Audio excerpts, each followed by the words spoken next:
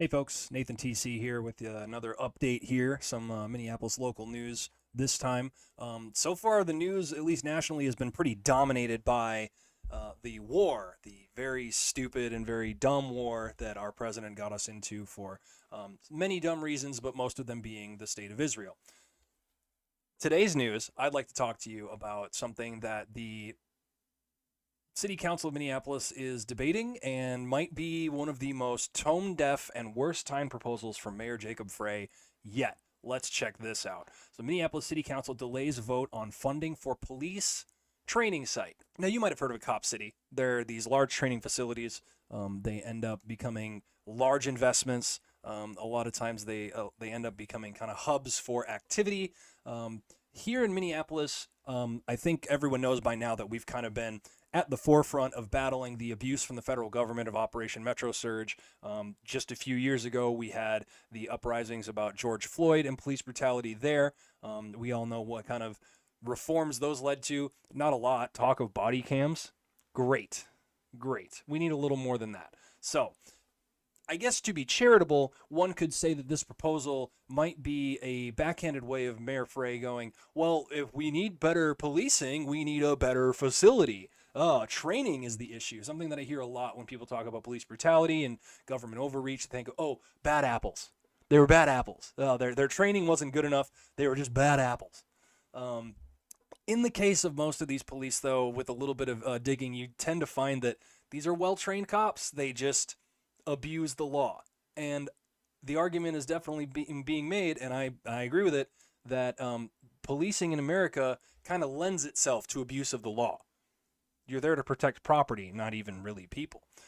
Anyway, let's get into the facts of this story. So the Minneapolis City Council voted Thursday to delay discussion on funding for a new emergency responder training center. The council was set to vote on whether or not to reallocate $5.6 million from animal control and traffic safety budgets to the training center project. After several tense debates, they voted to refer the issue back to city staff for a chance to revise the measure and answer questions from council members. That's something to keep in mind here, is that the city does not have the $38 million just on hand to drop on this project. So they would need to reallocate funding from other departments. This one mentions $5.6 million from animal control and traffic safety budgets. On top of this, the city would also need to get a bonding bill. I believe they mentioned, I read this article earlier, I believe they mentioned it further down here, that the city would actually need to get a bonding bill from the state. So not only do we not have the money on hand in the city to just do this, we would be reallocating from other departments. We'd have to shuffle around some money. And then on top of that, we would need to get it from the state. So that's, I mean, come on. Talk about living within your means. Doesn't seem like the city is doing that. Just kidding. I don't usually make arguments that governments need to operate like businesses with balanced budgets. It's a little bit different. But I do think that this is not the right time for this. Turns out I'm not the only one who feels this way. Let's check out these comments to KSTP Channel 5, an ABC affiliate, from Councilmember Soren Stevenson about the project. At a time when property taxes are going up and our budget is in dire straits, this is a ton of money that we simply don't have to spend on this project. He did put an op-ed into the Star Tribune, the local newspaper here. He says, at a time when the city is wrestling with significant budget shortfalls stemming from the $203 million financial impact of Operation Metro Surge, cuts from the federal government, and 2 years of massive overspending by the Minneapolis Police Department, he believes it is crucial that we be incredibly judicious with city borrowing and spending. While improving training facilities is a fine goal, the question is, at such a time as this, when we have massive budget constraints and desperate investment needs across our city, is this the best use of a huge chunk of our discretionary borrowing and spending? He continues, importantly, this project is not required by the settlement agreement with the Minnesota Department of Human Rights. Now, if you recall, after the murder of George Floyd and the uprisings that we had here, the federal government stepped in to evaluate the city's police department handling of things, and there was a settlement with the Minnesota Department of Human Rights about how they needed to retool things, how they needed to retrain, how the officers needed to act better.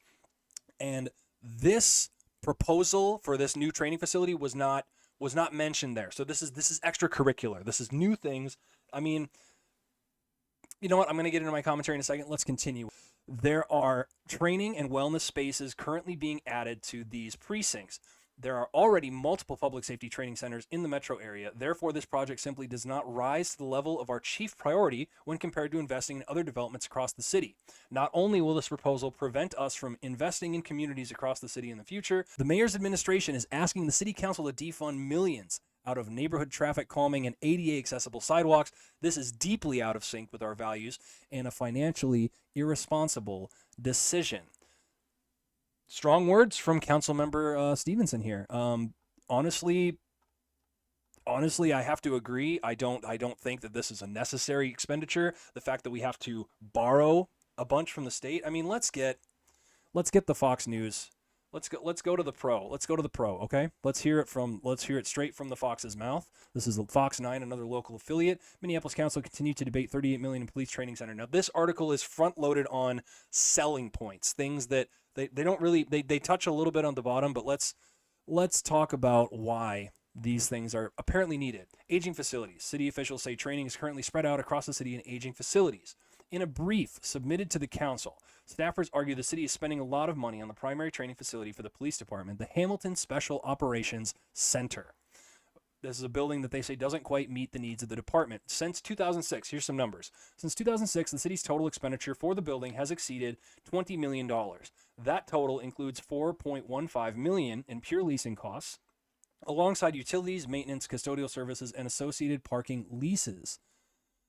However, staffers say the Hamilton Center has constrained outdoor training space. Vehicle-based training can sometimes be restricted due to shared parking areas, and limited space results in scheduling conflicts for training. So what they're trying to say here is that having to work on the city streets, having to work with our current facilities is not enough. It's not good. Let's dig a little deeper. The Minneapolis Police Department's Health and Wellness Unit also operates out of the Hamilton building and has seen an uptick in need for services in the aftermath of the Annunciation shooting and Operation Metro Surge. Staff use whatever rooms are available in the building, further complicating capacity issues. So they're trying to say that because different first responder departments will share facilities, that makes things kind of further complicated. I really think that this is, again, my personal feelings here. I think you could get away with this by just updating some of these facilities, because who's to say that you don't have a bunch of these same parking and leasing and maintenance costs on a new facility? We're going to run into some of those problems there, and I haven't seen that addressed yet in these articles. It could all come out in the wash, but I haven't seen those numbers yet. Fox 9 also talks about how firefighters train, and then they do mention, they also actually mention Councilmember Soren Stevenson right here. Another quote from him: "It's a fine project. It's not a priority right now, given the amount of spending that's been going on the last few years and the budget situation that Minneapolis is in. So we are looking at a project that is on our recommended list, but that is A, not at the top, and B, our budget is in really dire straits at this time." So Fox News kind of only framed this in a way of, we can't really do it right now. We can't really do it right now. They didn't. I don't know if they gave Sorensen the proper due there for his points, but let's take a look at the neighborhood that this is going to be in. So this is South Minneapolis here. If we zoom way out, you got all of Minneapolis here. You zoom way in. This is the Wyndham neighborhood.